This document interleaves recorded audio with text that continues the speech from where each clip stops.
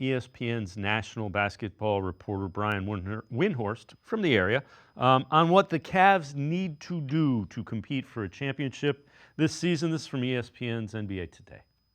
So Donovan's going to be their best player. He's their superstar, but they really need Evan Mobley to be their second best player. And, you know, Kenny Atkinson's plan is to play fast and put the ball in Evan Mobley's hands because they need him to be more of a factor on the offensive end.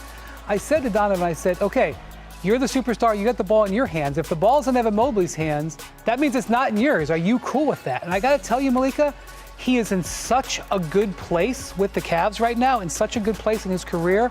He is totally bought into everything that they're doing. So we'll see if this plan works. But if Evan Mobley, who, by the way, got a $200 million contract himself this offseason, takes the next step, then that 6% is a legitimate number. And that's the key thing we're going to watch with Cleveland.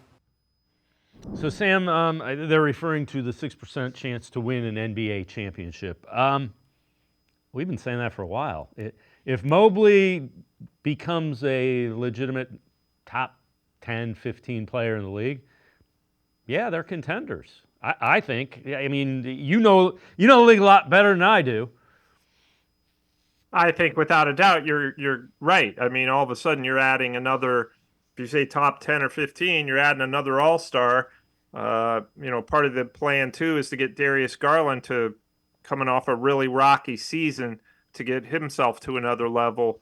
And so, then you have Mitchell, an all-star, Mobley, an all-star, Garland, a borderline all-star, Jared Allen, a borderline all-star.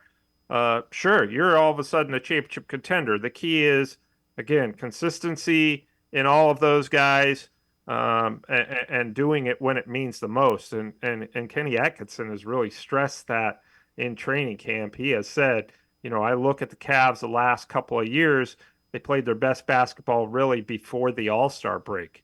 And we want to change that. We want to get to where we're playing the best basketball after the All-Star break.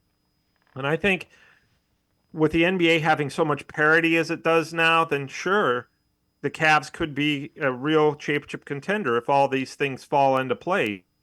2 years ago, probably 2 weeks before the NBA Finals, people would have told you the Denver Nuggets had a 6% chance of winning the NBA Finals, and they ended up winning. So, it's really going to come down to how well you got to play the long game. How well are you playing really in April and May and in June if you get there? Yeah, and Mobley's offense has to ratchet it up. And it certainly seems like Kenny Atkinson at least has a plan for how to do that, which we'll see if that works.